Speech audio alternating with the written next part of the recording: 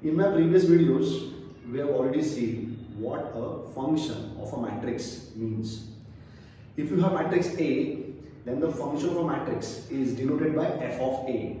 And f of A is given by m into f of d into m inverse.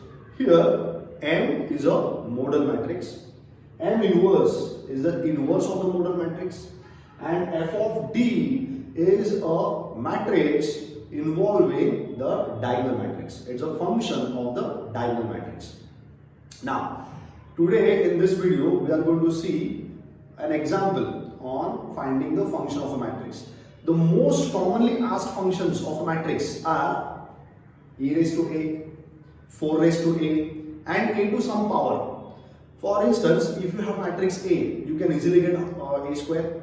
You can get a raised to 4, a raised to 5, a raised to 7 also to some extent, a raised to 10.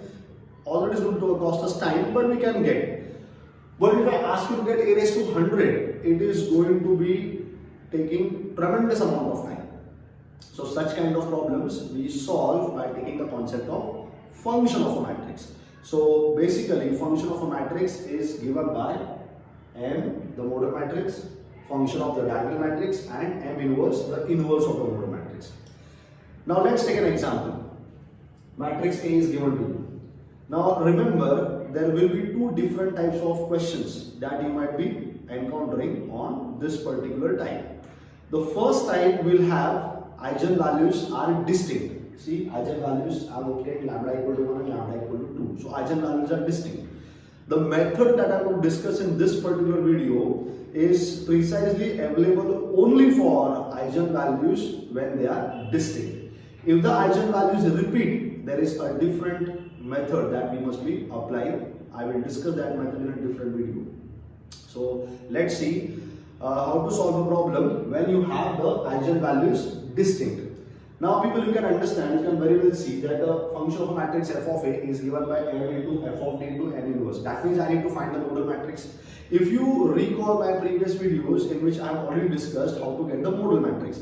A modal matrix is basically a matrix of the eigenvectors. That means I will need to get the eigenvectors also. Let's begin then. So we have matrix A. We know how to get the characteristic equation. It is given by determinant of A minus lambda I equal to 0. Now since it's a 2 by 2 matrix, what I am going to do here is I am going to directly solve A minus lambda I. My matrix A is 3 by 2, 1 by 2, 1 by 2, 3 by 2. So my matrix A minus lambda I simply comes, go to the diagonal elements and add minus lambda minus lambda. So I've got 3 by 2 minus lambda, 1 by 2, 1 by 2, 3 by 2 minus lambda. Since it's a determinant, we can easily solve the determinant, do the cross multiplication of the elements, simplify it. Now since it is 3 by 2 minus lambda into 3 by 2 minus lambda, I will treat it as the whole square. 1 by 2 into 1 by 2 is 1 by 4. Since it's a perfect square, I have simply transferred 1 upon 4 on the other hand side, simplified, and I've got the values of lambda equal to 1 and lambda equal to 2. The next step is to get the eigenvectors for both the eigenvalues. So I'm going to begin with lambda equal to 1. You already remember that our eigenvector is given by A minus lambda I into x. X is your eigenvector, which is basically a column matrix.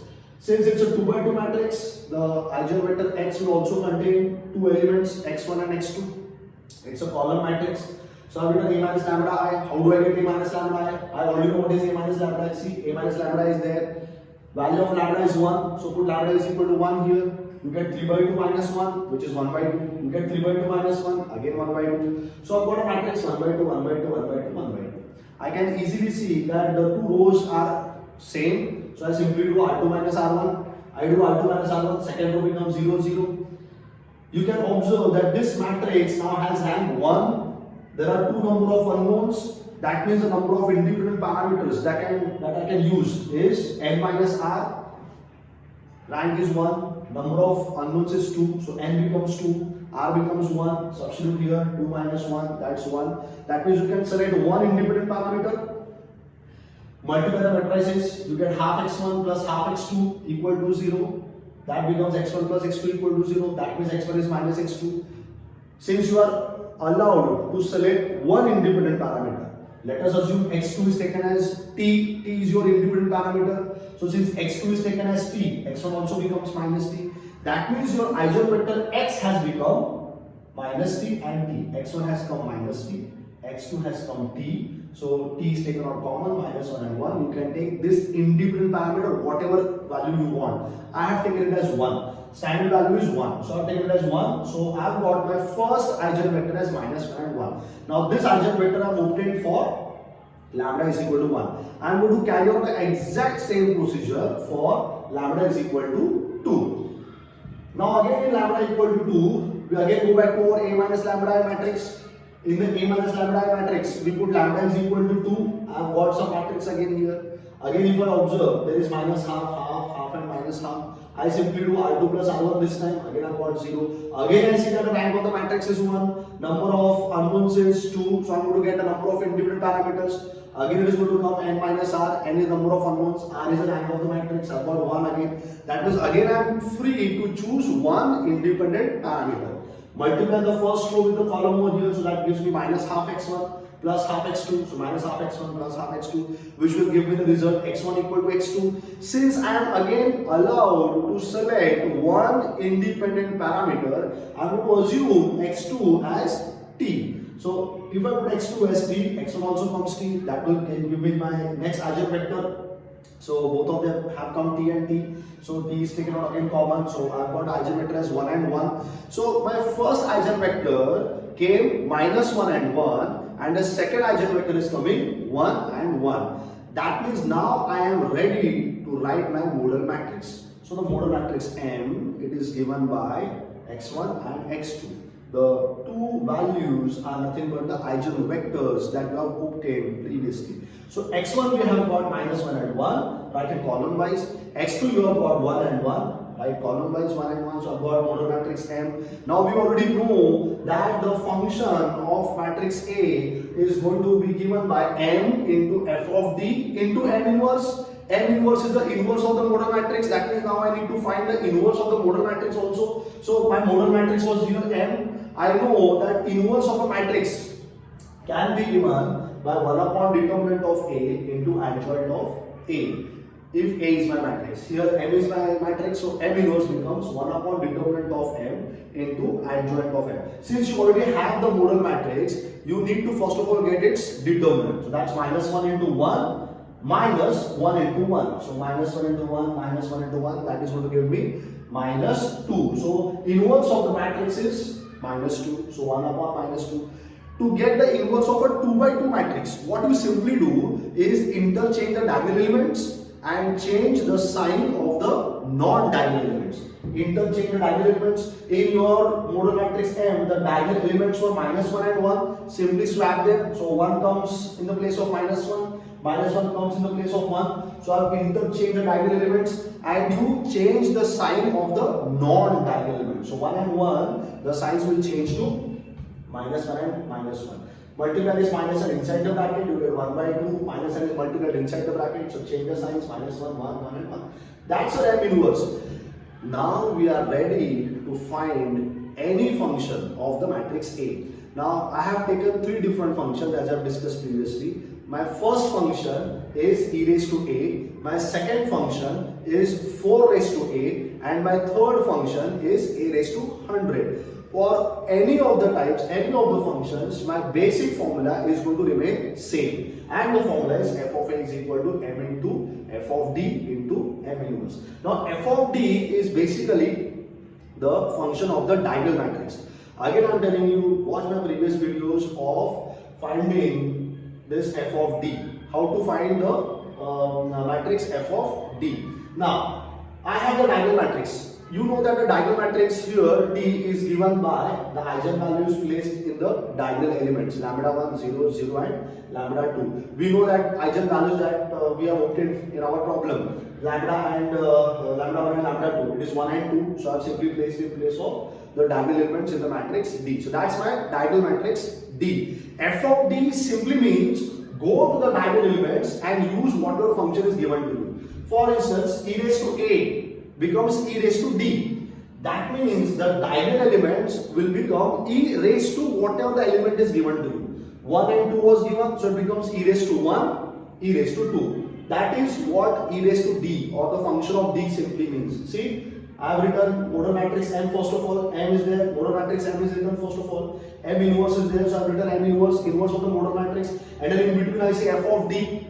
My function f of a is e raised to a, so my function d becomes e raised to d, e raised to d. Go to the diagonal matrix and whatever diagonal elements you have, simply write e raised to the diagonal elements. That becomes e raised to 1 and e raised to 2. See, e raised to 1 and e raised to 2. Now the next challenge is to multiply these three matrices. Now we know how the multiplication happens. Take the first two matrices, multiply the row with the column, So that's minus 1 into e or e raised to 1. That gives minus e, and 1 into 0 is going to become 0. So I simply get minus e. Take the same first row, multiply with the second column. So minus 1 into 0 is going to become 0. 1 into e square becomes e square. So that's my next element, e square. Take the second row, carry out the same procedure. 1 multiplies with e, plus 1 multiplies with 0, you get e again. 1 multiplies with 0, 1 multiplies with e square, you get e square. So that's how the two matrices are multiplied. I've got some result. This result again multiplies with the next matrix. Now the previously this half is taken at the beginning. You can write a constant at the very beginning of the matrix multiplication. So half was taken at the beginning. So now whatever elements I have in this matrix are going to get multiplied with the next matrix. So again row multiplies with column. Minus e into minus 1 becomes plus e square into 1. So e plus e square. Again the first row. Minus e into 1 becomes minus e plus e square into 1. So that's minus e plus e square. Do the same things with the next row. E into minus 1 plus e square into 1. You get the next element. E into 1 plus e square into 1. You get e plus e square. That's the answer for e raised to a. I'm going to do the exact same things for the next function, which is 4 raised to a. If I have 4 raised to a, I go back to the formula. It says f of a is equal to m. M is my model matrix. Write the model matrix. F of d becomes 4 raised to d. Write the inverse of the model matrix ahead. 4 raised to d. People again go to the diagonal matrix. And in place of the diagonal elements, simply write 4 raised to the diagonal element. That means 4 raised to 1, 4 raised to 2. That is what I have written here, 4 raised to 1, 4 raised to 2. Again, I have got the 3 matrices. Either you can make use of a calculator to multiply the 3 matrices. I would strongly recommend that you should know the manual way of multiplying the matrices. Take the first row and keep on multiplying with all the columns. Take the second row, keep on multiplying with all the columns. That is how you do the matrix multiplication. So 4 raised to a, exact same procedure as we have done in e raised to a. I've got my answer 20, 12, 12, 20, multiply with half. So the answer comes 10, 6, 6, 10. You can carry out the multiplication for yourself.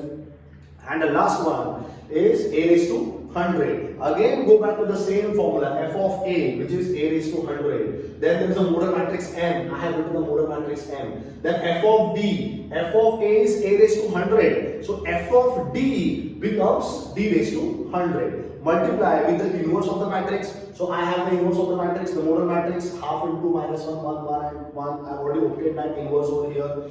Now what I need to do is, again d raised to 100 is simply obtained by going to the matrix D and taking the diagonal elements and writing it as d raised to 100. So it becomes 1 raised to 100 and 2 raised to 100. Now we know that 1 raised to 100 is simply going to become 1, but 2 raised to 100 is going to be a very big number. So what I do is I keep 2 raised to 100 as it is. Let us not get the answer for 2 raised to 100. So whenever such a situation arises that you need to find the power of a number and a very large power of a number, we usually don't get it. We will keep it whatever it is. So 2 raised to 100 will be left as it is. 1 raised to 100 can be written as 1. So again, you have to multiply these 3 matrices. Again, I strongly recommend, do not use a calculator.